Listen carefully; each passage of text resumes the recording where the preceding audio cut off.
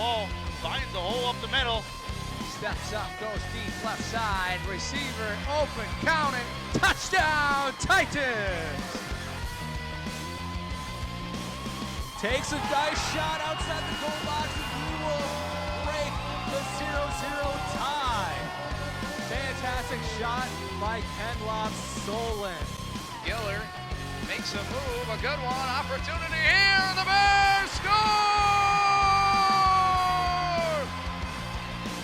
The Bears strike first. He's at the 40, he's down to the 30, the 20, 10, 5, touchdown, Jalen Bryan. Why not? What a beautiful run.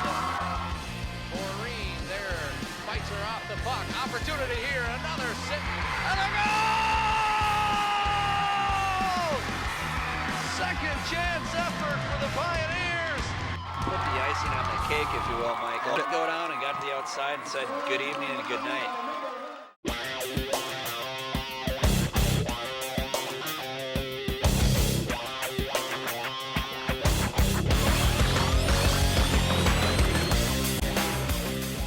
Hello and welcome to this presentation of TV19 Sports.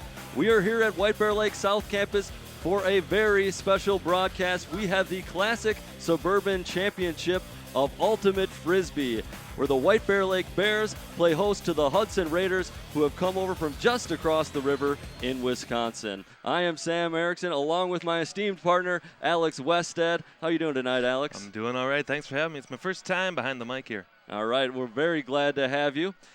Going to take a look at some highlights from earlier in the year from the Matoska Classic, which was a tournament hosted by White Bear Lake. See them going against Edina there. I believe that was one of the semifinal matches. White Bear Lake ended up finishing 4th, and Hudson finished 6th. So this one's looking to be a pretty tightly contested contest. And that tournament featured over 20 teams from around the state. Now we're going to take a look at the weather a little bit. Pretty nice night, not too much wind, so shouldn't affect the discs too much.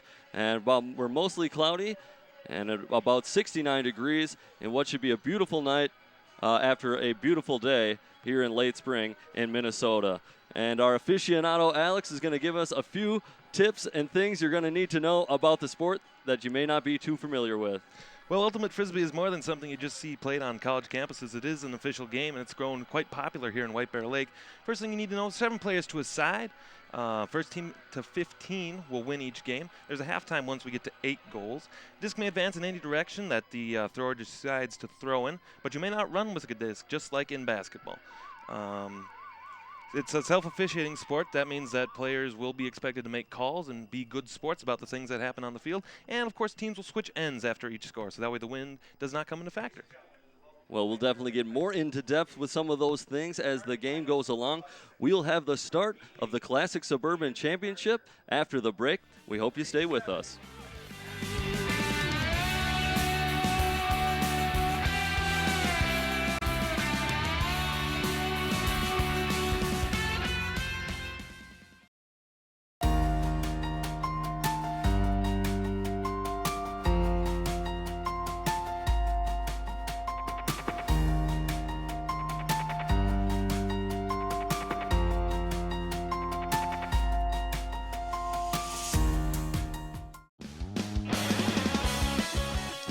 Welcome back. We are awaiting the opening pull here in the Classic Suburban Ultimate Frisbee Championship here in 2016. And there it is. White Bear Lake will start with the Frisbee, and they will get things going.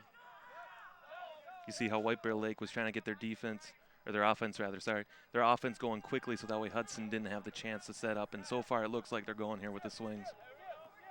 A deflection, and that'll be a turnover. Once the Frisbee hits the turf, it is an automatic turnover to the other team. Can also be intercepted out of midair. Cody Hansen looking for somebody, flings it, and that is reached up and grabbed. And Ian Arthur pulls down the first point of the game. You see there, I guess I'll have to ask your expertise. Did they call that? Let's take a look here, see what we got. Must have been some sort of a pick call. A pick, like in basketball where you can't have motion going either way. That would be called a turnover back on the other side. And, well, once they reset, looks like they get in anyway. So Hudson is first on the board here, the visitors. By number 87, And that'll make it 1-0. So you mentioned that White Bear was trying to get their offense going. A quick turnover deep into their own zone allowed for the easy point for Hudson. Yeah, White Bear Lake a very successful season this year. Finished, or so far in the regular season, they're 15-4. They have a goal differential of plus 100 on the season in all play. So we're going to look to see their offense going tonight.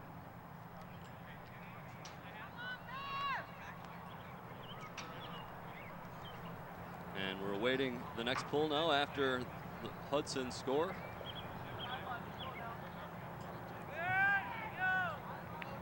Notice the two teams switching ends there after the score. Usually what will happen here is that the players on both sides are going to try to match up with the person that they want to defend if they're playing a man defense here. Otherwise, if they're playing zone, it doesn't matter. When they put their hand up, there goes the pull. I was just going to say, what is the significance of them putting their hand up? Does that kind of indicate that they're ready? Yeah, usually what will happen is that when a team's ready for the pull to get thrown, then they'll just put their hands up, and then once the hands up on both sides, they can pull whenever they're ready. Another quick turnover by the Bears, and Hudson's threatening. And they just got in once again. So a couple early strikes off some turnovers by White Bear Lake. And Hudson leads this one early, 2-0. Again, when you look at that goal there, you can see that you don't have to necessarily throw to the back end of the end zone to get the point in. Where they went left and right as opposed to up and down. They were able to get the easy point on the dump. I think that can be one of the tricky things about Ultimate is that you can kind of use both strategies. You can either, kind of use short passing to, well, Hudson didn't have to do it here, but move, little by little up the field, or go, for that longer, possibly riskier from a turnover standpoint throw. But, you'll definitely see both strategies kind of employed throughout the game.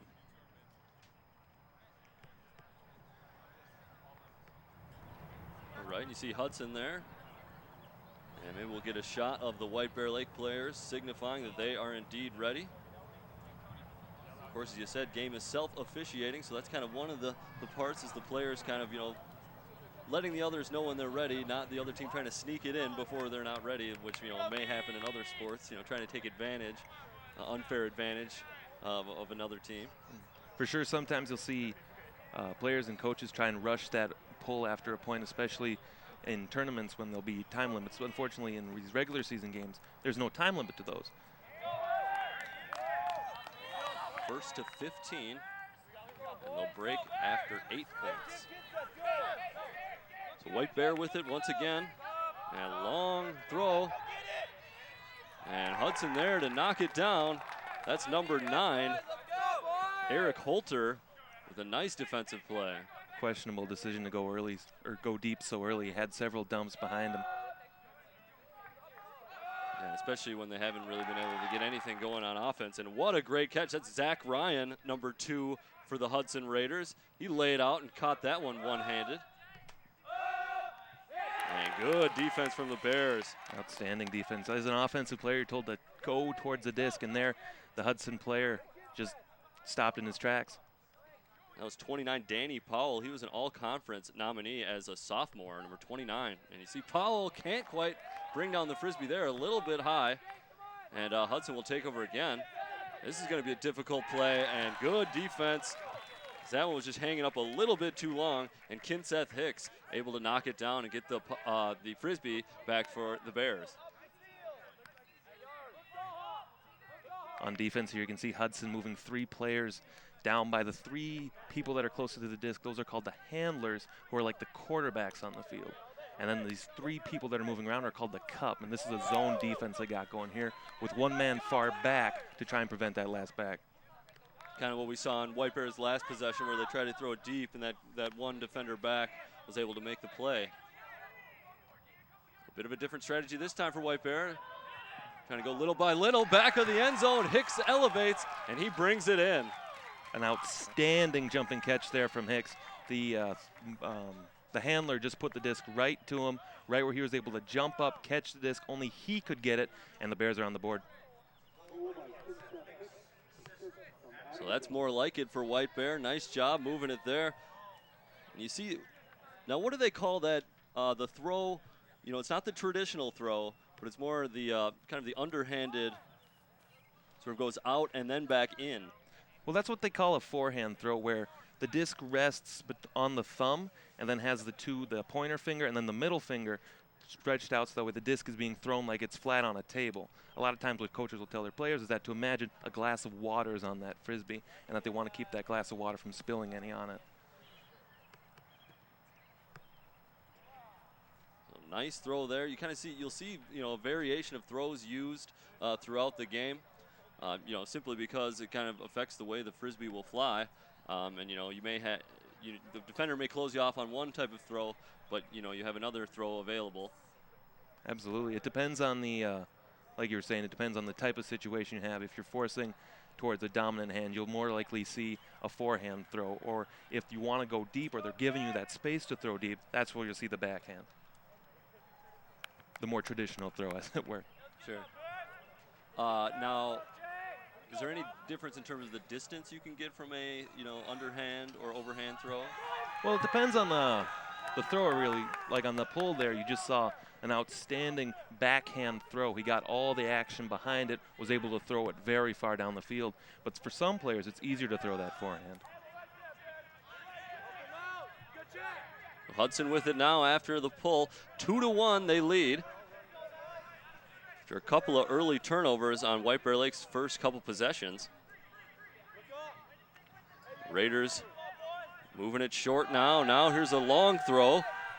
And that'll be completed as Max Berger brings it down for the Raiders. He'll toss it off, and that'll be another point as Tristan Bayer brings it in.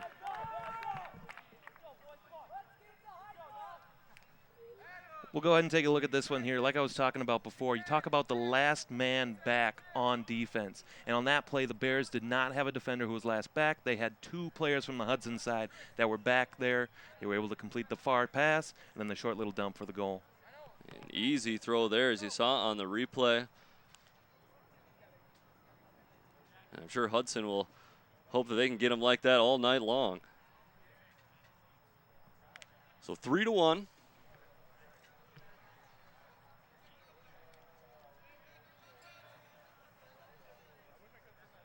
We can see Coach Farley talking to his players on the White Bear Lake side, and then you have Coach Curtis Kamek, 2011 graduate of the White Bear Lake area schools, longtime player for White Bear Lake Ultimate. It's good to see him coaching again. Definitely seems to be kind of a theme within White Bear Lake and this Ultimate program, as they draw a lot of former players back to get involved, and it's no wonder that, you know, the sport has really grown here in White Bear.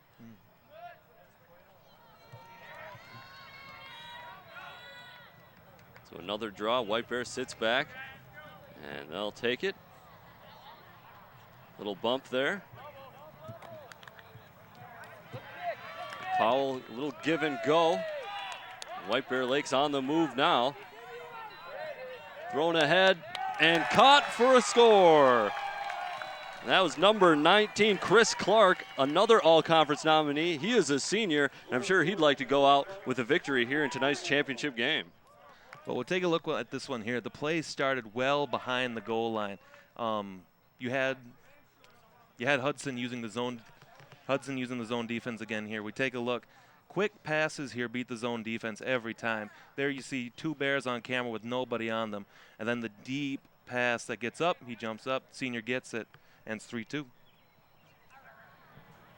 can kind of see where the short passes will open up that cut for a longer throw.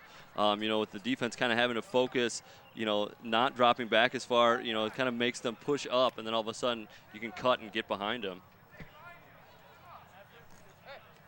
With that zonal marking, I suppose, as you were saying too, you know, it kind of leaves that last defender sort of on an island a little bit.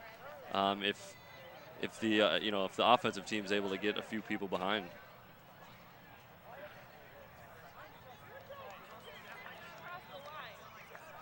So 3-2, thought this would be a good one, and so far it is going to be close.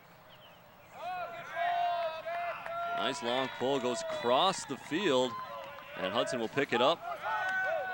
Again, you see quick offense off the pole. One of the White Bear Lake players took a spill there. opening up a completion, and we have a stoppage in play. Must have had a foul called behind. You see players pointing out, where do we put the disc? Where do we bring it back to? So nice when we can defer to an expert of the sport to really sort things out. And so, for that play, that was a foul, and both teams had to kind of agree on where that spot took place and the fact that that a foul actually took place. That's correct, yeah. What'll happen on those is that if a foul is called, then the opposing team has the ability to either outstanding defense there. Nice play, Danny Powell, number 29. But the defense has the opportunity to either accept or contest that foul. If they contest it, then the disc will go back to where it was originally thrown from. If not, then the play stands as called. And it looks like we have another stoppage. And we will resume.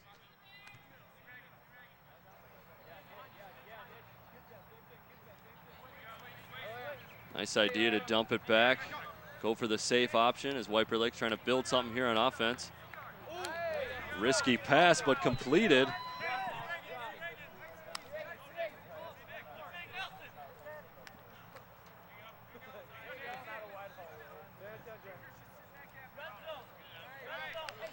White Bear Lake definitely having more success, kind of building slowly. And then there's the home run, as I believe that's number 1, Kinseth Hicks once again. Looking like the second goal of the game here for Kinseth Hicks.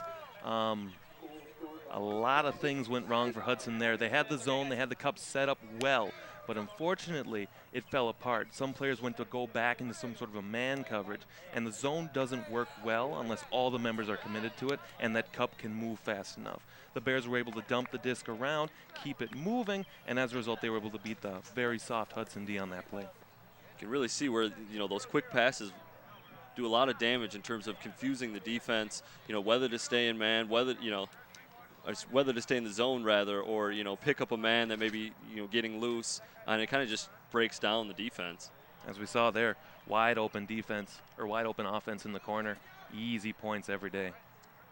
And you mentioned that it keeps the cup. Now what does that mean on defense? Well, the cup is when there's the person who has the disc, you have the marker, the guy who's defending the guy with the disc. And then you have 2 other people that are posted about 10 feet away from them, setting up a cup structure. So that way you're forcing the player to throw one way. Then you have 2 people that are right there blocking that throw. That way you force the offense to make those short passes.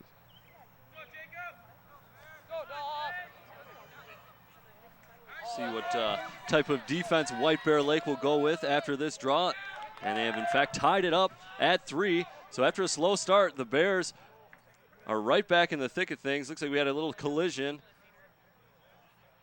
Good sportsmanship there by the Bears to recognize the trip there and set things back up. Definitely just a little incidental contact, but nice to just kind of stop things and get it all sorted.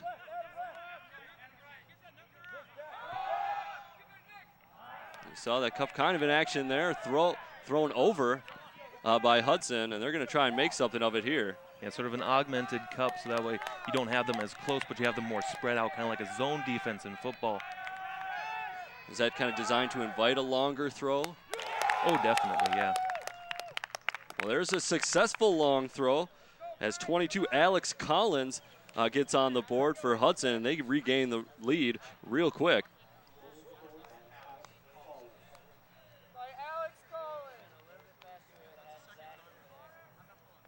You see there on the jerseys they have Frisbees. The Hudson High School team is the Raiders, but a lot of times the Frisbee teams aren't associated with the actual high school sport, so they'll come up with these other names. So Hudson is the Frisbees. The Bears, however, still choose to represent the city of White Bear Lake. But you do see we did have a slightly different logo for White Bear, which is their ultimate team's sort of logo that they've chosen to go with. And you mentioned that these sports aren't officially recognized and associated with the high school. It's not part of the Minnesota State High School League as of yet, but it's kind of like a sport like lacrosse maybe 15 years ago where it's sort of growing, and it looks to be just around the corner to be a fully sponsored sport here in the state. Yeah, we got you. Well, every June over in Blaine at the National Sports Center, they have a huge state tournament where 30, 50 fields are filled with Ultimate players of all shapes, sizes, and ages from high schools all across the state. And we're looking forward to that again here in the first week of June. Definitely, and I believe White Bear Lake's normal head coach is actually absent in Norway, participating, involved in a tournament. So, you know, not only is the sport growing here, but, you know, there's attempts to have it growing globally as well.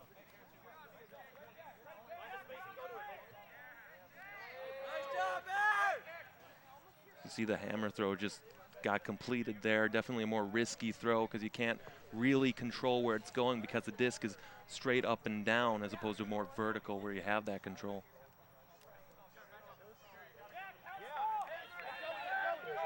And there's another hammer throw, and as you said, risky, intercepted. It's kind of like a partial hammer throw. Nice catch by Alex Collins. He dishes it off, and that'll be another score for Hudson. And they'll take a 5-3 lead.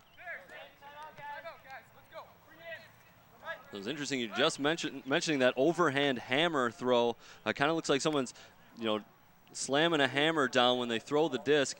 Can be a little riskier. And we saw that happen on the interception. We'll take a look at that latest score. You see, nice catch there. Not in yet. Again, just shaky defense from the Bears. They were using a zone defense to get set up, but then once you're on that goal line, that zone becomes difficult to manage. You have more open guys, so sometimes they'll yell fire, which means everybody just gets the man closest next to them, which of course leads to problems because you don't have everybody covered. Looks like we'll have a brief timeout on the field.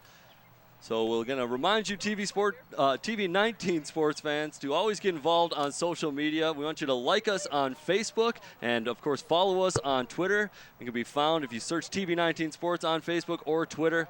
And would love to have you involved. And we post a lot of exclusive content and a lot of things about our Fab 5 schools on there, and including some things from tonight's game. So definitely check that out. And it looks like a good crowd on hand. As you mentioned, the sport, you're not sponsored by the high school, but White Bear Lake nice enough to let them use the football stadium free of charge for the fans here tonight. So gotta love that. You know, just another attempt to kind of grow the sport and get people involved. Definitely great things. Oh yeah, definitely. When you look at the state of Ultimate, or the state of Minnesota as the state which plays Ultimate, you can see that there's a lot of growth that's going both beyond the high school level, but collegiately as well. I had the opportunity to participate in some collegiate Ultimate at the University of Minnesota, and the teams there were outstanding, the players outstanding.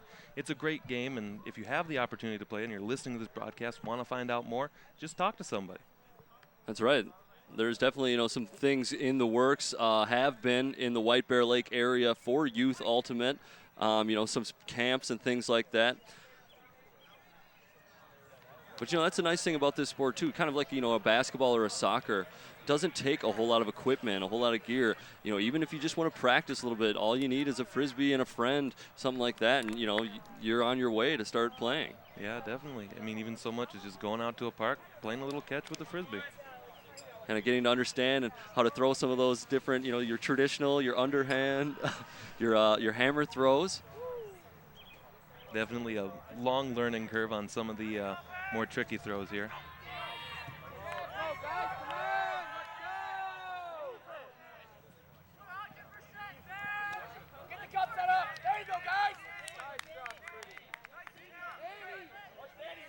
White Bear Lake will take it after the pull. 5-3 Hudson leads. You see them really setting up that cup right up against the player. Definitely over-committing there. You got 4 guys on the cup, tons of men open deep. The Bears just have to find it. That's right, and you see far side of the field, if they can only find him. And there's a 2-on-1 scenario. Looking for Kinseth Hicks. Can he chase it down? And he can. He gets a foot in, and what a play by White Bear. You were hoping they were going to find one of those two guys.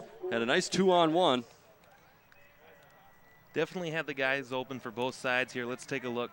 Again, you can see that there's 3 Bears with nobody on them, everybody on Hudson, running to set up the defense. Can't quite get there in time. Good forehand throw here, puts the throw up, and then Hicks able to run all the way through the end zone, complete the catch with both hands. That's what they tell you to do. 5-4. Nice job reading the, you know, the flight of that Frisbee there by Hicks. I believe that is his third goal here tonight. Now let's talk about the field a little bit. It's a little tough to get with the football dimensions out here, but it's a little bit narrower than a football field. And there are end zones like football, but do those differ in size? Yeah, the end zones are a little bit longer than the football end zones, but they're also narrower because of the shape of that field. It's easier to get the goals in there, but you have to spread out the offense to get in. Sometimes if you don't have a field like the official with this, where the lines are marked and everything, then sometimes those sidelines will be shorter because you don't want to be able to have other teams score on you that easily. It might be a little tough for some of our viewers to kind of see the dimensions. There are a couple little cones out there marking the outside sidelines, as well as the length of the end zone. There's also a black line kind of running in a few spots along the field. You sort of see the teams standing on they're basically standing on the border of the playing field. A couple of reasons why they might do that. They might do that to try and communicate with the players on the field. When the disc gets thrown very far, you might hear the word up, like it is there. So that way the players can jump up and try and defect. And what a completion. I thought for sure that we're going to have a turnover there, but another Hudson Raider comes out of nowhere, and he pulls it down, basically laying on the ground. And then they're going to go long, and it'll be complete. As he does stay in the end zone, Max Berger pulls down his second. And what a play that was. I was just going to get into kind of saying another great thing about this sport, it really leads to a lot of exciting plays. As we saw right before that goal, the deflected Frisbee catch. We've already seen some, very athletic plays and a lot of excitement here in tonight's game. Let's take a look at the play here. Nice forehand throw all the way down the field. Again, White Bear doesn't have that last man back to set up. Easy catch there for Berger, his second of the game.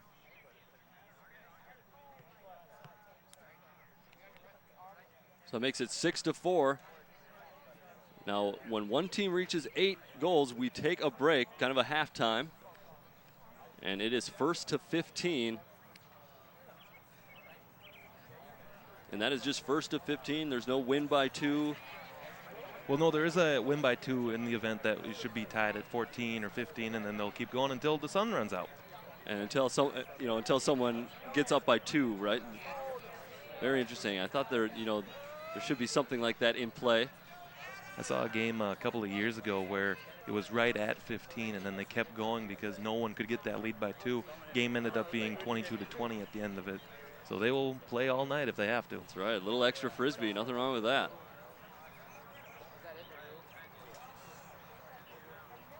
So you see the arms in the air by the Bears. They're ready for that pull, and there it is. Beautiful pull there from Hudson. Nice and high in the air. Yeah, they seem to have some decent players for that.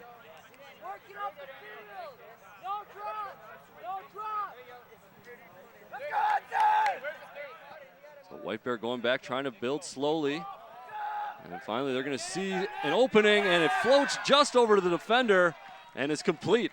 Thought we might have a turnover on that play as well. Nice job spotting the open side.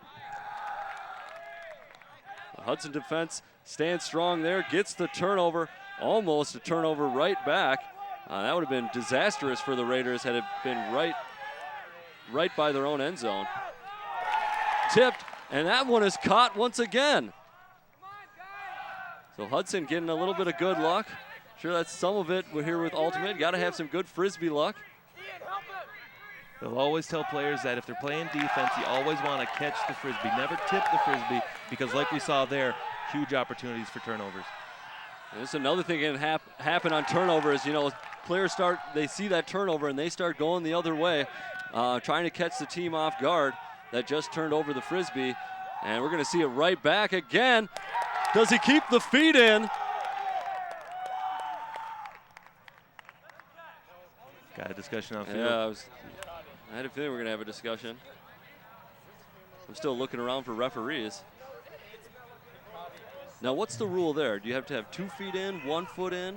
The rule there is that you have to have complete possession of the disc. Let's take a look here and see if we can find that. You have to have complete the possession of the disc with the disc stopped firmly in your hands.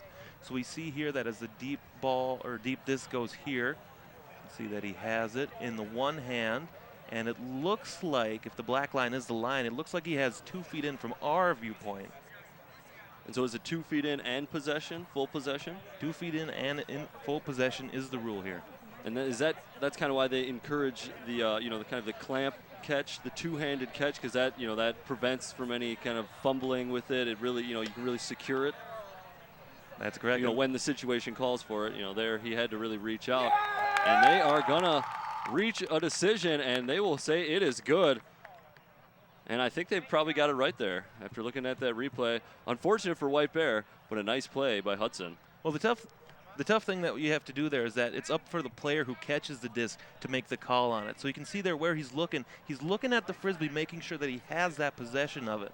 So that way he's not really looking at the line. But it's tough for him to decide, am I in, am I out? And here he decides that he's in, and I think that we would both agree with that call. Yeah, nice job. We have the benefit of replay. They do not on the field.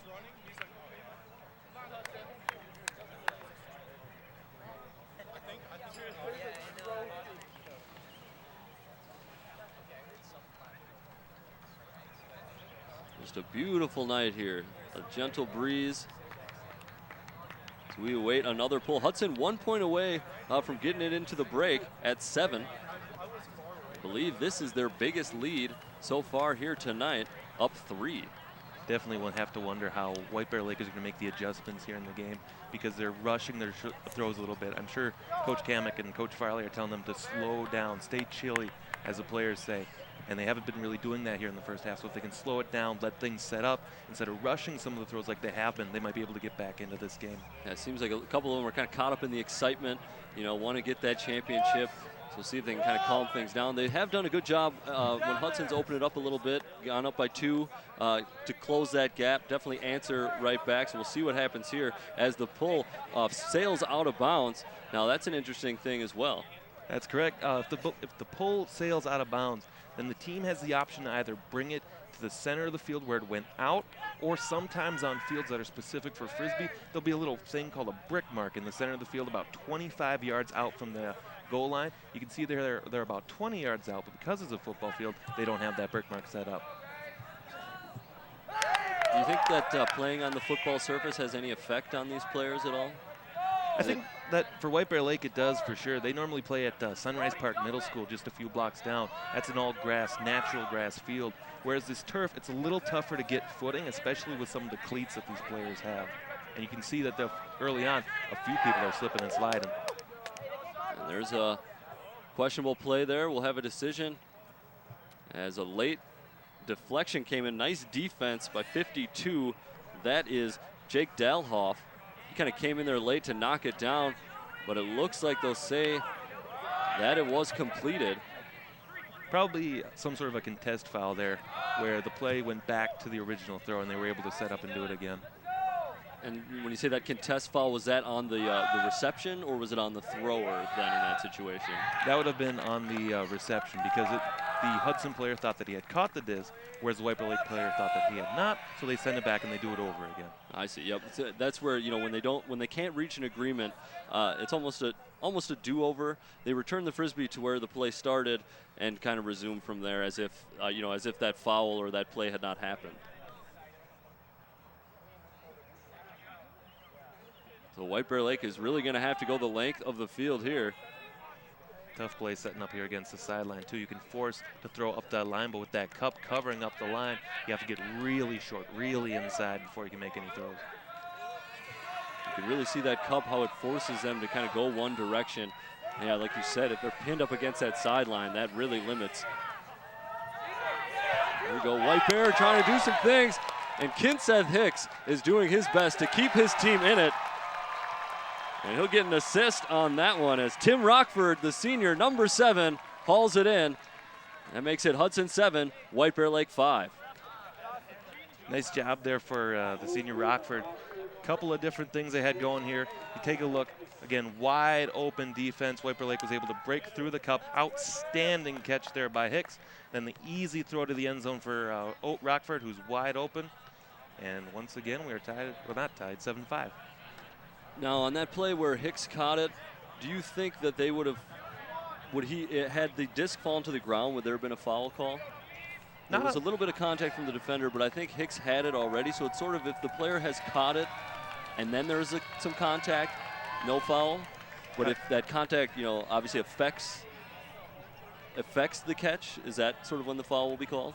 Normally that's when the foul would be called, is that if there's contact that affects the catch, then you'd have a foul called, you'd set it back, and everything would be done again. But on that time, I don't think that the foul impeded the catch at all, so therefore it'd be a good play. Definitely not, because Hicks was able to make that catch, and they were able to go on and score. We'll have a little stoppage. I want to remind you of Sports Path, our highlight show that happens every other Wednesday live on TV 19 Sports. We've got highlights, standings, interviews, everything you need to know about your Fab 5 schools and all the things going on with their sporting programs. And it's just a great show. We go every other Wednesday live at 7. And that is hosted by yours truly. And on the next episode, we'll definitely have highlights from this one. And that will be June 1st, I'm being reminded. June 1st, live at 7. If you want to see the highlights of this one, Danny Powell, you might see that play as he steps in, picks it clean out of the air. And then the defense from Hudson knocks it down, and they'll have possession.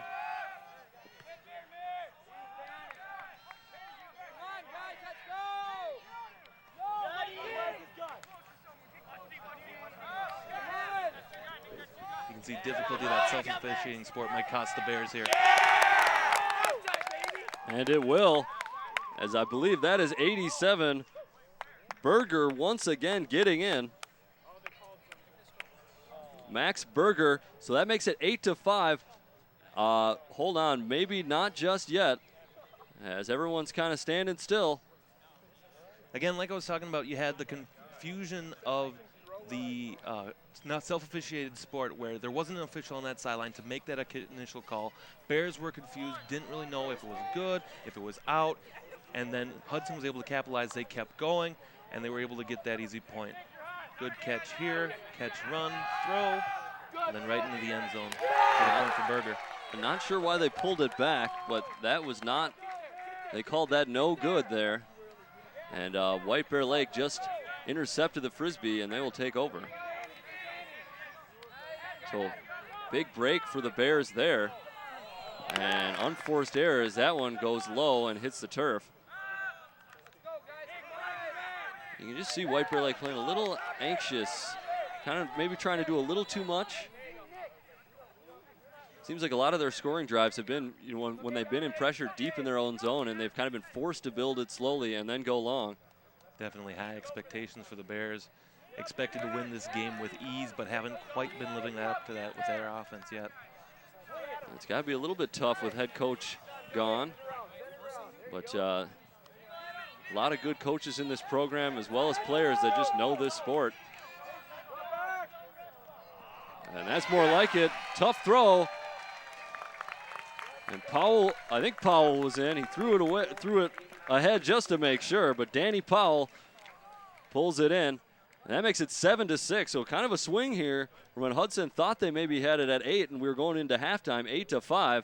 All of a sudden, it's a one-score game at 7-6. Again, definitely confusion here by Hudson.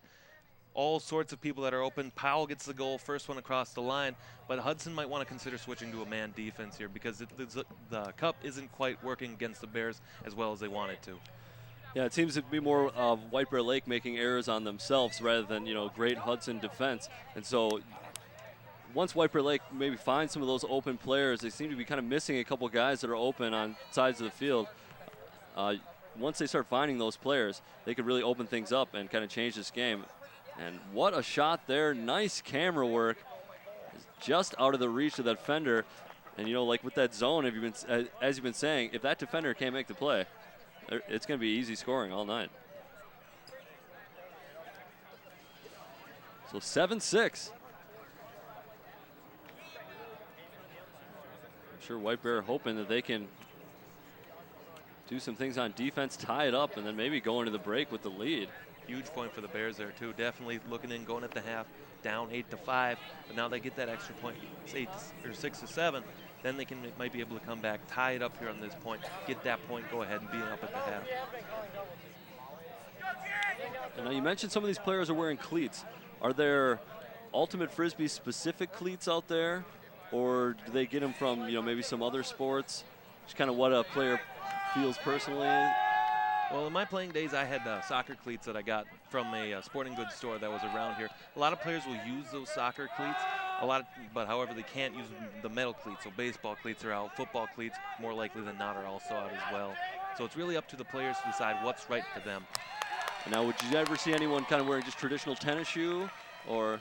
You do tend to see some people wearing tennis shoes. What happens, though, is they will slip and fall because they're moving at such a fast speed. You have to make those quick cuts to get open, get separation from the defense, and then having regular tennis shoes slows them down on the field as well. That's right, and especially on a surface like this, you can kind of see where doing a lot of cuts on this artificial turf would definitely be very slick if you just had tennis shoes. Another turnover there. Hudson looking to make it 8 here. Thinking about it for a long time. Hudson had about 20 seconds there with nobody on the thrower. Yeah, Jack Locke holding a 0-0 for Hudson. Had to imagine he was getting close to that 10-second. Well, the tough rule about that 10-second is that the 10-second, outstanding defense there. That could turn things for White Bear. So I believe that was number 7. Yeah, Tim Rockford, number 7, in on the play.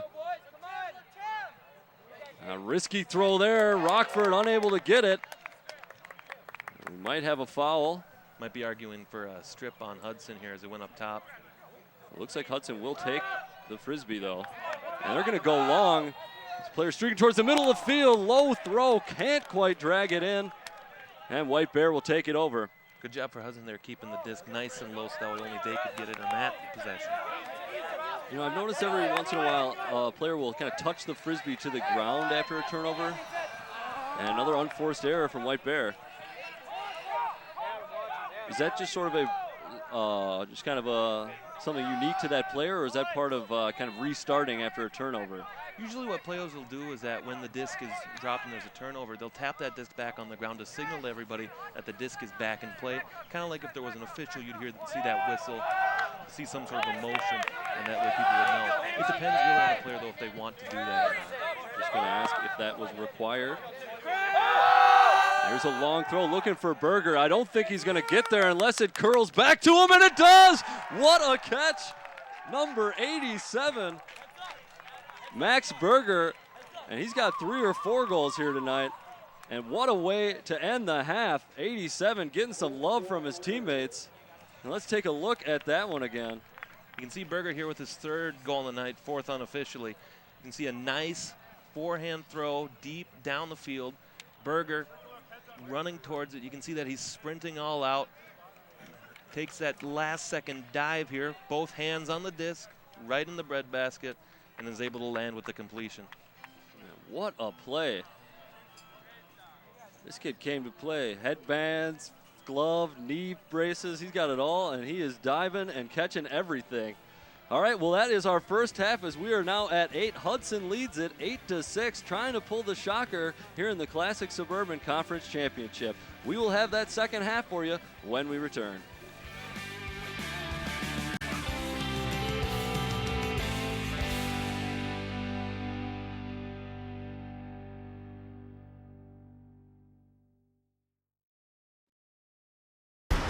Look at you.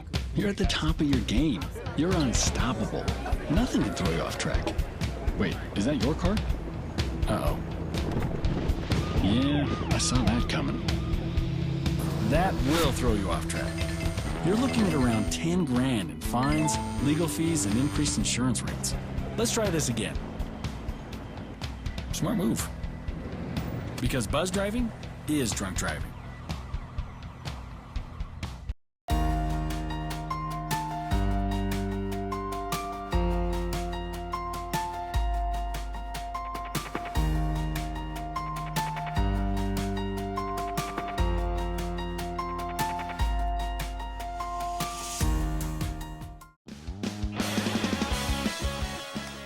are back here for the 2016 Classic Suburban Conference Championship of Ultimate Frisbee.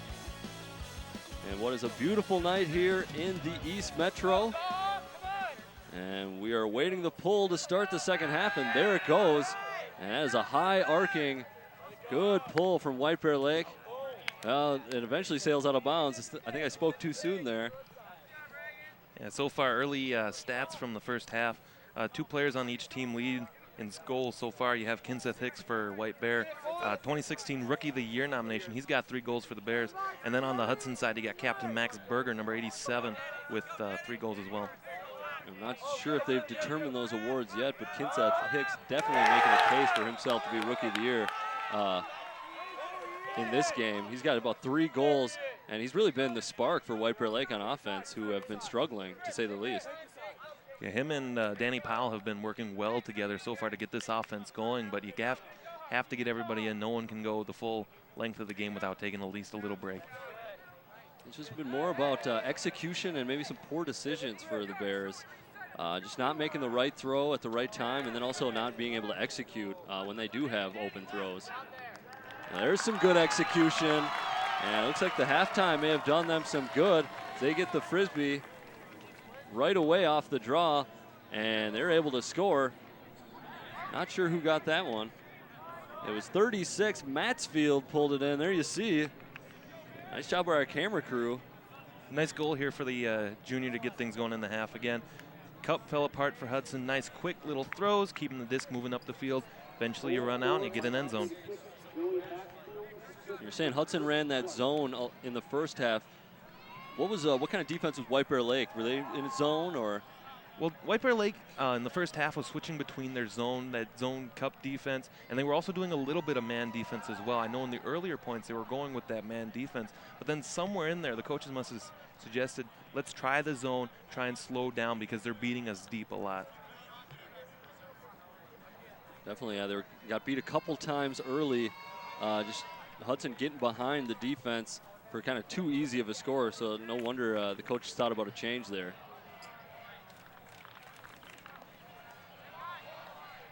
So 8-7. We'll await the draw. It's like Hudson trying to get everyone ready, making sure they're all ready to go.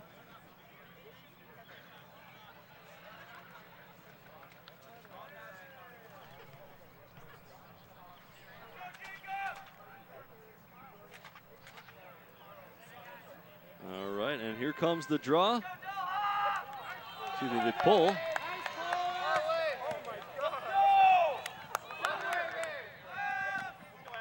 Now, what would happen if the pull there was dropped in their own end zone by Hudson?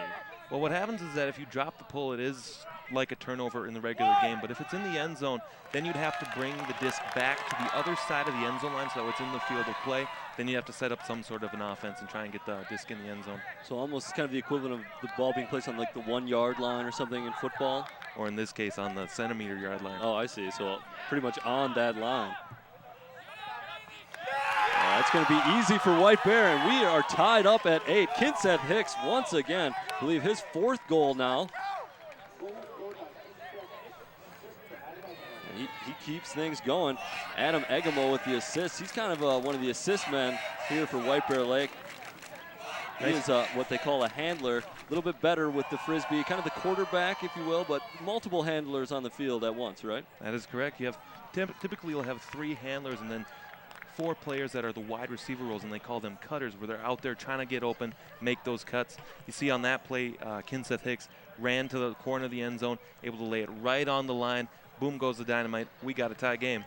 Awesome. White Bear Lake doing good things here second half. 2 unanswered goals, and we're tied up at 8. And now, is there any restrictions? Can a handler not go to a certain area of the field? Can a cutter not go to a certain area of the field? Or is everyone kind of free to roam wherever they, wherever it's smart strategically or wherever they want to, I suppose, if you really want to say. Usually what will happen is that you'll have the 3 handlers who are right along the disc. So that way they can swing it to each other if they need to. And you have the cutters that get no more than 5 yards closer to the disc where the handlers are. That way you have that offense that's spread out, because what happens is if you start clogging and you have everybody that's put together in the small area, you're not going to be able to have those lanes to make the throws, to get open, and to score points. It seems like the more crowded, the more arms and legs in there, more, chances to kind of knock the Frisbee down. Just, kind of the overcrowding makes it harder to complete a pass, really.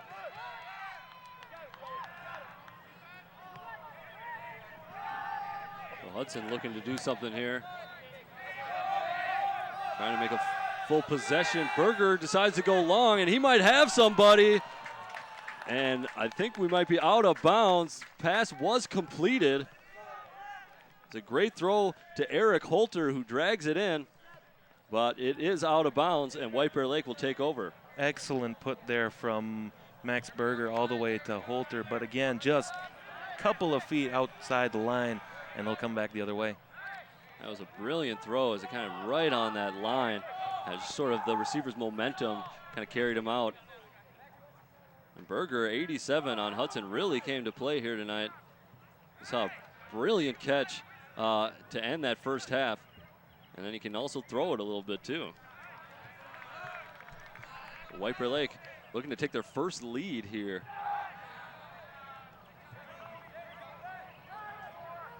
And I know we kind of felt that White Bear Lake was definitely a favorite kind of coming into this one. Sort of looking at the two team schedules.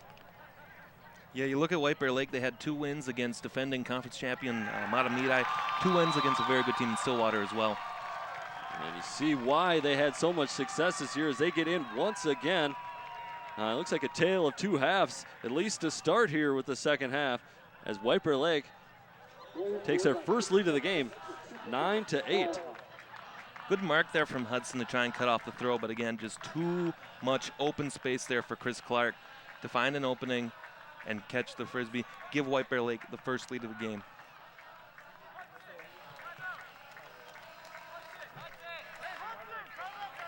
The 9-8, first of 15 will win it. White Bear Lake 6 goals away. And I think we might have a little timeout. Guessing Hudson probably took this timeout, sort things out.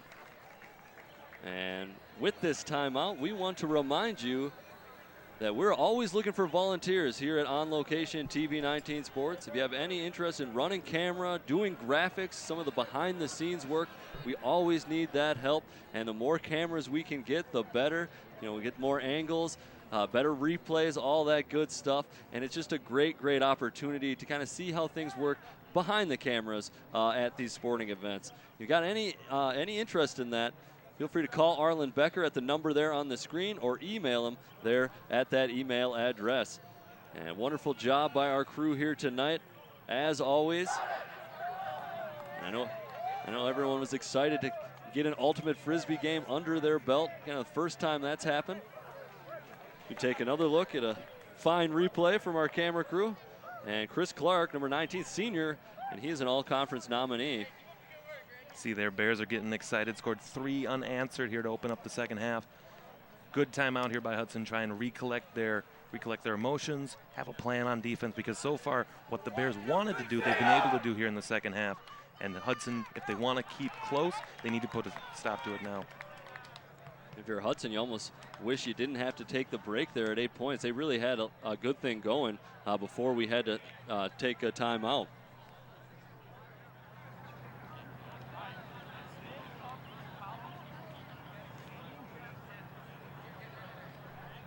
So 9-8, as I said, first of 15. There can be some time limits if the game is just running too long, sometimes 100 minutes, sometimes simply if the sun is going down and the Frisbee is not able to be seen. They might determine, okay, next team to score wins it. But traditionally it's win by 2 if you're kind of tied at 14, on the cusp of 15. Yeah, thankfully with the wonderful lighting system here at White Bear Stadium, not going to be a problem tonight, so we'll play as long as we have to or until these kids have to go home and do some homework.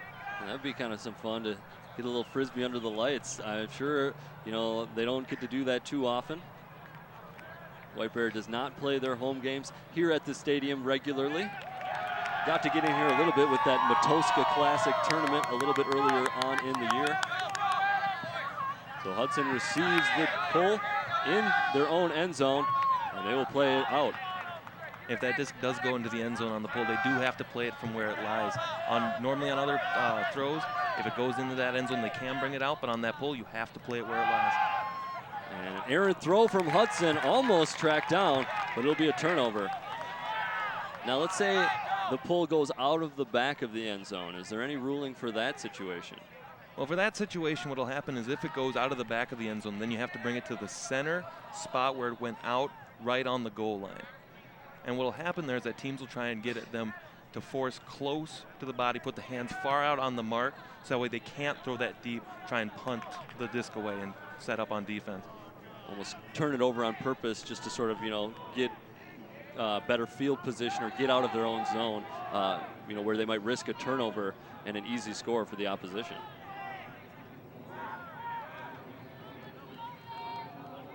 A very interesting sport. Kind of incorporates a lot of things that you might see from, a few different games, kind of a mix of a lot of, football, your soccer, things like that, but, all the while throwing Frisbee. Some basketball even, with kind of the no traveling, can't really take too many steps. You see Powell there kind of rushed to throw, didn't have to throw that one, and not sure if it took a deflection, but easy interception for Berger as he throws it deep and cannot be chased down by Alex Collins. Stay chilly, stay chilly. You're the players turn that. Had Hudson taken it slower, they could have found an open man, wouldn't have had the turnover there instead of going for the home run. And what a hammer throw there. Good job by White Bear finding the open man, finally starting to see the open side of the field away from the cup that Hudson. And right on the edge, Clark, he dishes it back. And then he switched over.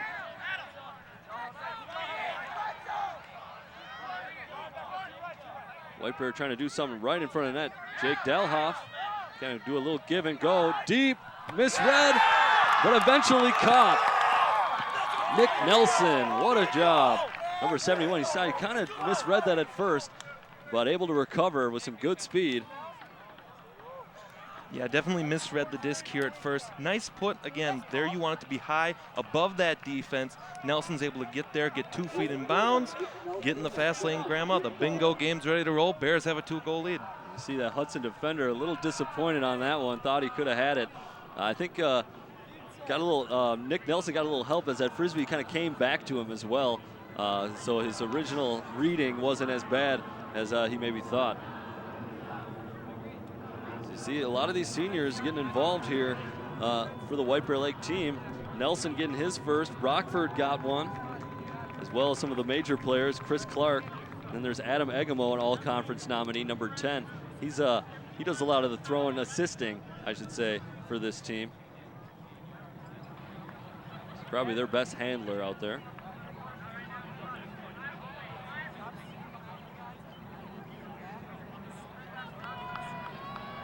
Coach Farley and Kamek talking to the players on the White Bear Lake side. Hudson setting up, talking amongst themselves, trying to get ready. Now 4 unanswered for the Bears here to start the second half. I see some White Bear Lake players who are not in the game on both sides of the field. Is there any reason for that? Do you think they may be just kind of letting their players know sort of where the out of bounds is, or? I think that's part of it. You do have them on the sidelines so that way you can say this is where the out of bounds line is, but also to communicate. So if there's a player open, you can talk to them, try and get the throws open that way. Otherwise, yelling for ups, for discs that are in the air, trying to make defense. Communication. The sport's all about communication, especially with the tough, no officiated sport. That's a great way to kind of keep everyone, involved in the game. Even if you're not playing, you're sort of involved with the action and helping your teammates out in any way that you can. Nice sliding catch there. So Hudson, now 4 unanswered goals for White Bear Lake here in the second half. Hudson going to try and go deep, and it's going to be a success. Into the end zone goes Eric Holter. And, I think White Bear Lake contested that, but doesn't matter as Holter dishes it off. Alex Hadlich will end up with it And it will be the first goal for Hudson here in the second half.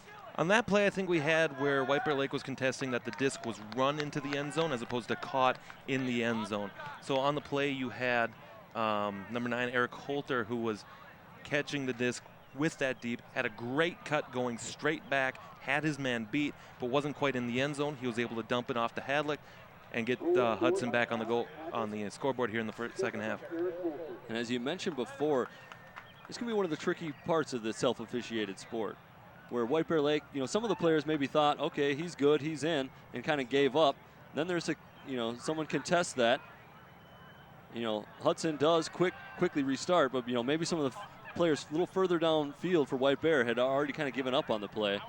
You saw Holter's frustration there, where he put his hands down, saying, of course, definitely looked like he was in already by our eyes, but I guess White Bear Lake thought otherwise. They were able to challenge it. Results still the same. Of course, like I said, we have the benefit of replay. I thought he was in there, but it was interesting. I thought there might be, that might be a borderline call that White Bear would contest. And we were talking about in the at halftime how White Bear Lake was calling some fouls a little more nitpicky than what we would normally see. Maybe some frustration on their side, but now that they have that lead, they're going to start to work towards maybe letting things go a little bit more on their side. Focusing on what they can do rather than what's happening to them. We'll see how White Bear will answer. Almost a brilliant defensive play just out of the reach. Number 9, Eric Holter for Hudson has been making some plays. That one a little too hot from Powell. And it'll be a turnover. Egemo couldn't handle that one. Again, stay chilly for the Bears. Moving a little too fast between Powell and Egemo. Just couldn't quite get the connection that they need to make that very easy short pass. Yeah, and especially being two of their all-conference players, you'd think that should be no problem. Powell almost picked that one. Not sure how it was completed. But nonetheless, Hudson keeps the Frisbee. Although there'll be some discussion here. Not quite sure what this is about. Maybe a pick or an injury timeout. You see 71, Nick Nelson, limping off the field there. I think we do have an injury.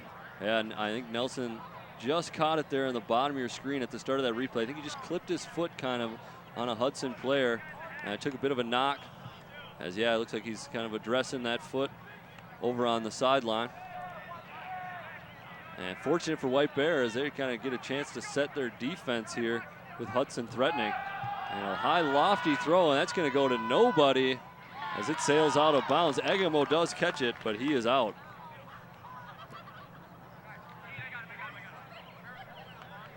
So Powell will start it. And Powell leaves it for a teammate. Oh. Not really sure what's happening here. I don't think that it was caught and they tapped the disc and play. It looked like it was out of the end zone from here. So typically what would happen is they would have to put that disc on the corner in play on the cone. Looks like the Frisbees and the Bears are having a discussion about that.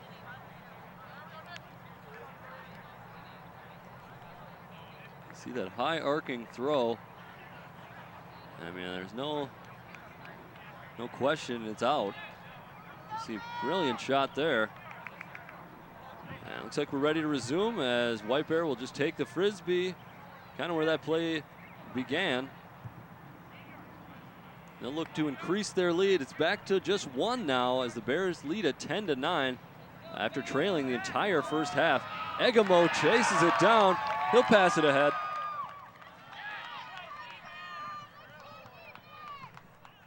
A little bit of contact there, but it'll just be reset. Chris Clark drops it back to Egemo. There's Egemo, one of the handlers. You see, pretty nifty with the disc there. He goes with the forehand toss. Another forehand toss. That one a little low. Dug out, though. Hudson still sticking with the cup here, trying to force the Bears to throw with that, a backhand throw. Not sure why they're doing that. Egemo ahead to Powell. Powell now looking. Scott finds a man. Clark with it, and that is a goal. It seemed like it was just a matter of time before they were going to score there. A lot of good looks, and Joey Matsfield dishes it to Clark for the score. Bears offense starting to look more comfortable here. Matsfield sees that Chris Clark is open right in front of two Hudson defenders there. Easy throw, easy decision there for Matsfield. Now we have 11-9. And on those short situations in front of the end zone, does the defense want to play in front of that receiver or in back of? It depends on where you're playing. If you're in the back of the end zone, then you definitely want to play behind them. So that way, if you need to go vertical to try and make a D, then you can get there. But if you're right on the goal line, like what happened there with Clark and the two Hudson defenders, you want to be playing in front of them. Let them get behind you. Trust that there's somebody who is behind there, but don't give up the easy goals that are right on the goal line, like what just happened there. And I feel like if you front that offensive player, it might be also a trickier throw to kind of get it over that defense. And like you said, somebody may be back there to kind of defend that play. Bit of a breakdown from the Hudson defense on that one. Definitely. Coaches always telling their players to keep the disc low, keep it so that way it stays low, doesn't get caught up, hung up in the air. And that's what happens where if you play in front of them, you force the throw to go high, you force the player to make a jump. Anything can happen on a contested jump play. You see a lot of coach communication out there as well. Talk about the players communicating, but it seems like the coaches are almost all the time sort of, instructing their players, kind of giving them information that they can use. Yeah, these coaches and players have been working together since the beginning of March when Ultimate Season started. Started with conditioning, running around the track, getting in shape for Ultimate Season. It's working well here. The coaches have their system that they want to work in there. They can do some modification with it on the field, but it's a really good communication between coaches and players here on both sides. You think a lot of that communication is maybe kind of what the coaches sees from the other team? I mean, I'm sure some strategy, maybe strategy that they're going to switch up, strategy that they're going to, stick with. Definitely strategy that they want to work with. You see that for the Bears, they have a coach on each sideline so they can both see different things. Got a deep put here. Like you said, that's going to be one of those vertical contested throws, but Berger pulls it down. He throws it ahead, and we've got a goal. I mean, I feel like you're prophetic or something, because that right there is a perfect example of, a jump ball where anything can happen. And as you said earlier in the broadcast, the defense is taught to catch that Frisbee, because when it's tipped, someone can run under it. Definitely. Again, all the Bears, you saw that you had a couple of the Bears defensemen here. Let's take a look at it. A nice throw here from number 17 for Hudson.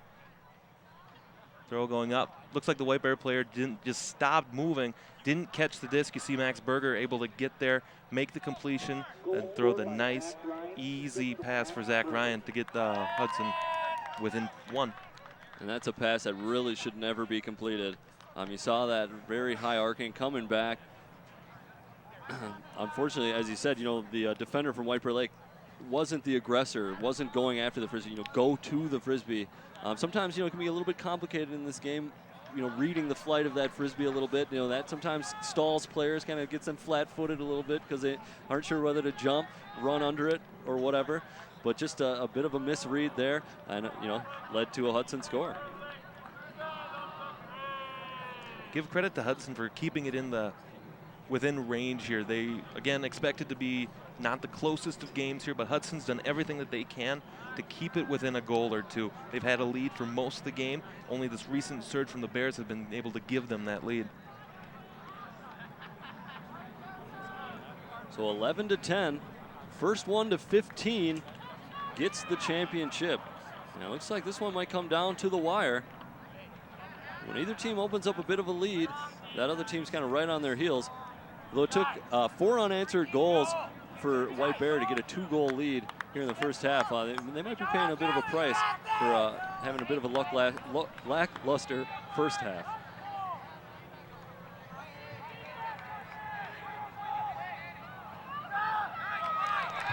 Open defense here. Bears being able to run up and down the field when they're confident. They make those short throws.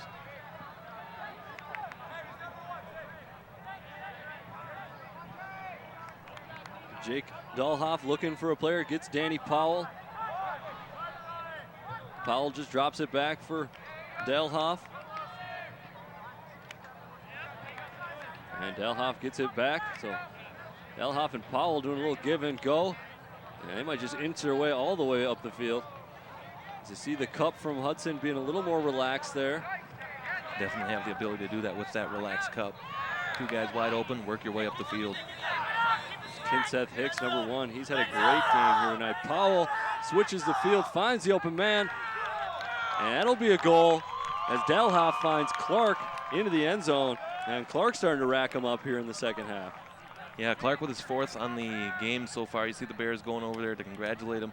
Good flow again for the Bears here on this possession. Like we talked about just a few seconds ago.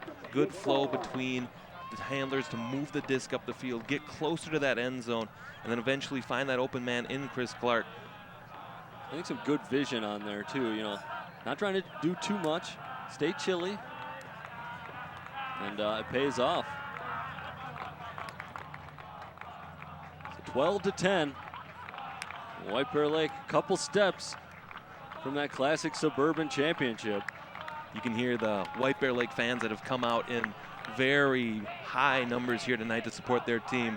You can hear them sing the school song, showing the support for this team. Yeah, great atmosphere here. Just a beautiful night for this championship game.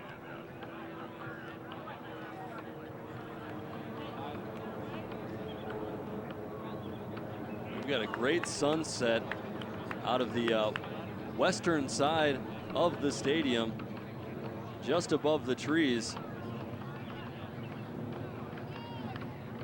It feels like summer is finally here in Minnesota. It took long enough, but we are here, and I know one person that's happy. Oh, better make that too. Yeah, nice. I suppose good weather for ultimate, you know, summer. That's the one thing with Minnesota is it kind of limits the season here.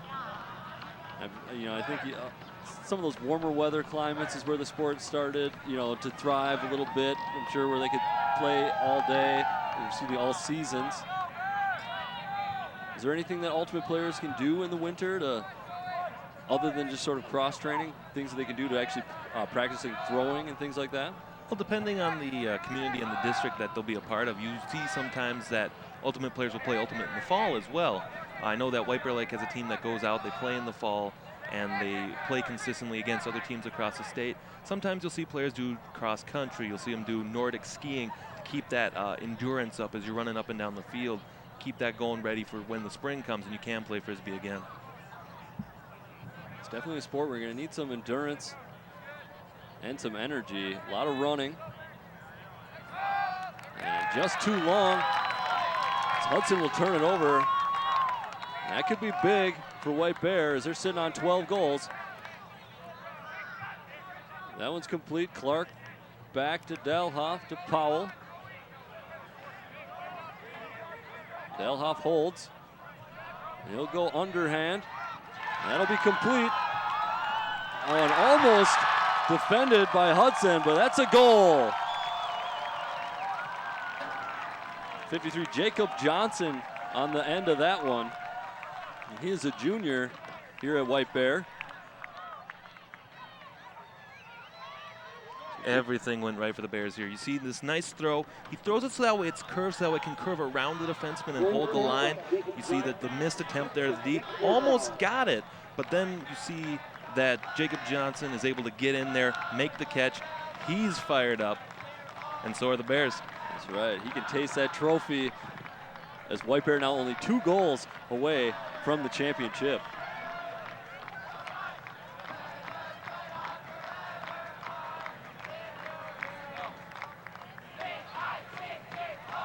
You can hear the crowd really getting into it now. So now this is the Classic Suburban Conference Championship. Is there a stage after this that these teams can qualify by winning this tournament?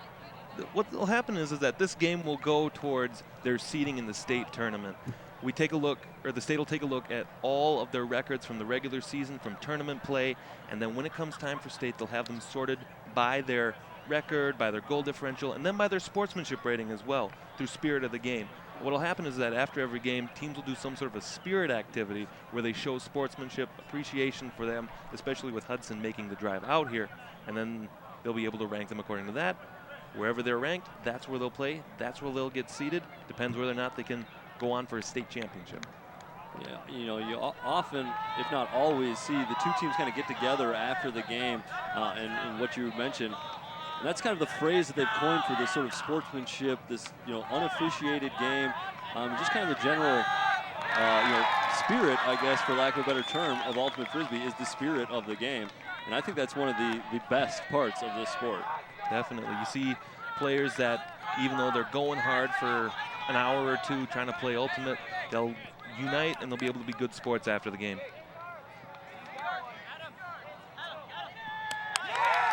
White Bear will score, and that is big. That makes it 14.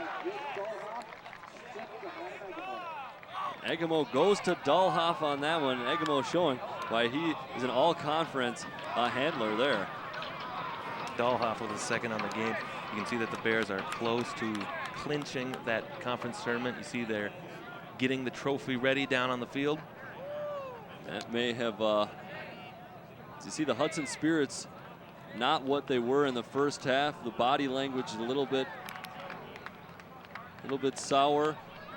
And Hudson going to hope that they can do kind of what White Bear did to start off this first half and get 4 unanswered goals and get back into this one. But White Bear is playing very hot right now. Definitely the better team in the second half. Offense has been better. Defense has been better. The transition game between turns has been a lot better. The Bears have been able to start running away with this. You can just tell by so many fewer turnovers by the Bears in this half. It seems like when they get the Frisbee, you know, they're almost going to score every time. Yeah, it's definitely felt like that. Hudson looks like they are wondering what happened to that offense that they had going in the first quarter. And again, you can hear the raucous White Bear Lake crowd going here.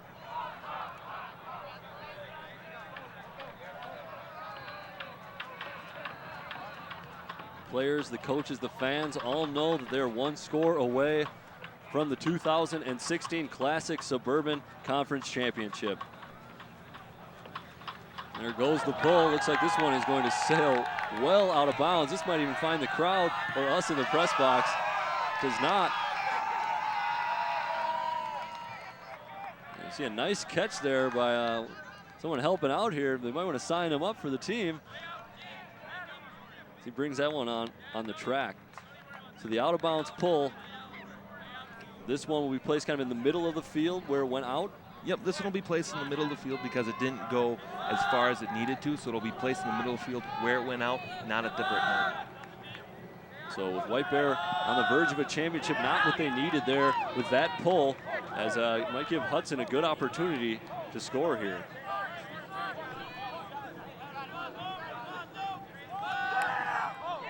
That was tipped, but it may have been caught. And we don't have no one contesting that one. Good concentration there. Yeah, Alex Hadlack focused on the Frisbee. Nice toss. And that'll be a score. Ian Arthur bringing it in. Nice passing from number 4, Hadlack, after a great catch. Yeah, and this one we go back to the original play with that outstanding focus by Hadlack to make that catch, hold on to it on the end zone. In spite of having his whole team focused around there, he was able to catch it, make that completion, focus, stay calm enough to recognize where the open man was, and get him that disc for that goal. You see that right along the sideline. And brilliant backhand throw to kind of get that outside coming back in.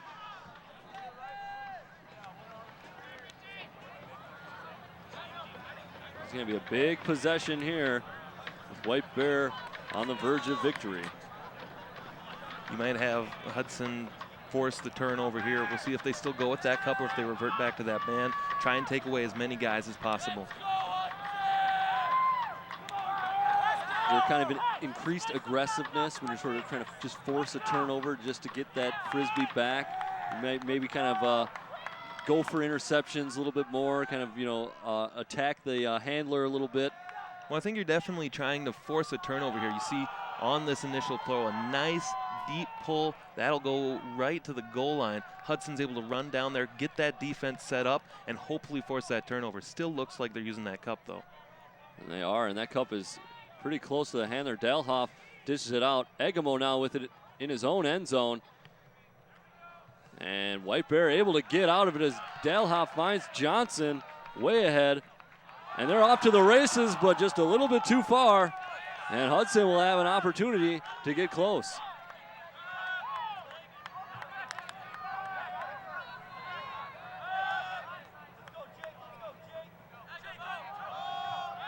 Well, Hudson throws away as Ian Arthur just scored. Throws that one errant. And White Bear is going to go for it, going for Powell. Knocked down by Hadledge. Just a bit of a height disadvantage there for Powell and White Bear Lake. Maybe they'll try and set that matchup again, look a little deeper to try and get it so it's just Powell that has a chance for that disc. They wanted this thing over on that throw. Good defense from Hudson, good resiliency. We'll see if they can score, make it 14-12. Good sportsmanship here. We're just waiting for a guy to tie his shoes. You gotta like that.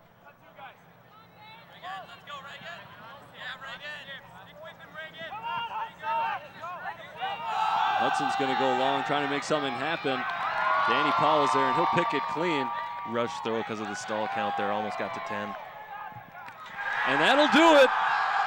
As White Bear finds the zone again, that is number 53, Jacob Johnson. He will put a seal on things as White Bear is now at 15. Quick point on the turnover there, allows it to go the other way. Bears are able to get that championship point because of that turnover. We'll take a look at it here. Just a nice, easy pull. No one's there. White Bear Lake is champions. That was a great forehand throw. So there we go. We are going to break. We are going to have the trophy presentation for you when we return. There's White Bear Lake, your 2016 Classic Suburban Ultimate Frisbee champions.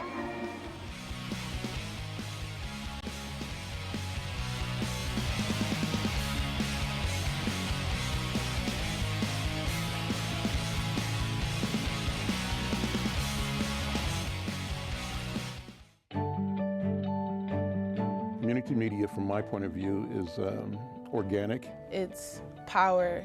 Public access to me gives me an opportunity to get my word out to the larger community of the town that I can't get to on my own. This is good programming. This is what people say, well, how come they don't ever write anything good in the news, right? This is the good news. What we're doing is critical, it's important. We have to stay energized and motivated to do this work in our community, but understand that our real mission is to hold up our part as we encourage others to hold up their part around the planet.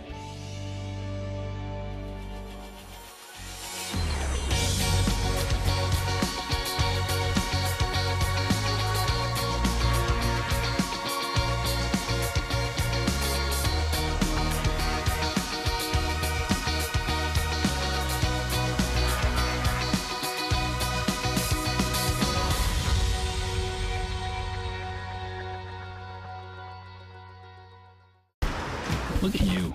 You're at the top of your game. You're unstoppable. Nothing can throw you off track. Wait, is that your car? Uh-oh. Yeah, I saw that coming. That will throw you off track. You're looking at around 10 grand in fines, legal fees, and increased insurance rates. Let's try this again. Smart move. Because buzz driving is drunk driving.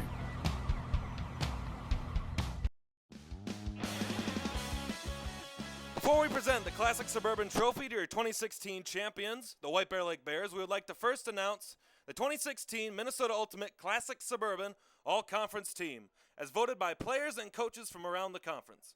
The following individuals excelled both on and off the field and played the game with a high level of spirit, and for that, we honor them. Would the following players please make their way onto the field? A junior from Stillwater, number 17, Noah Linder. A junior from Stillwater, number 7, Eric Folkmeyer.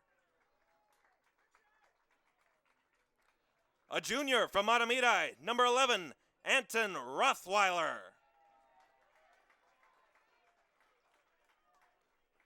A junior from Matamidi, number 7, Austin Kelly. A senior from White Bear Lake, number 19, Chris Clark.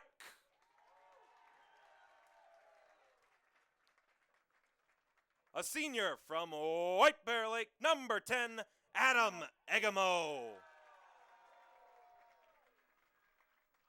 A senior from Stillwater, number 13, Kenny Allen. A senior from Woodbury, number 6, Austin Treader.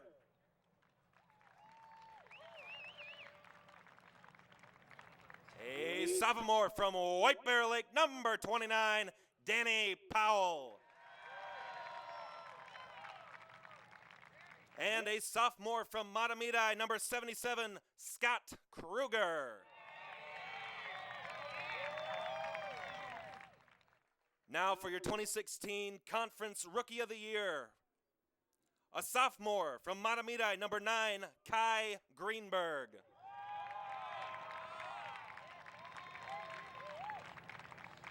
And your 2016 Coach of the Year from Stillwater, Tim Martin.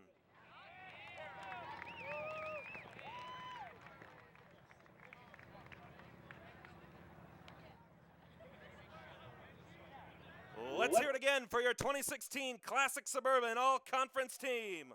Noah Linder, Eric Folkmeyer, Anton Rothweiler, Austin Kelly, Chris Clark, Adam Egamo, Kenny Allen, Austin Treader, Danny Powell, and Scott Kruger.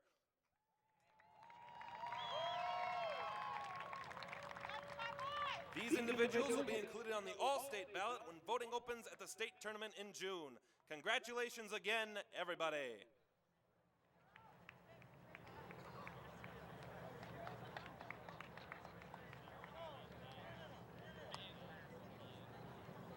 And now, let us present the trophy for the Classic Suburban Ultimate Championship. The 2016 Classic Suburban Champions, your White Bear Lake Bears.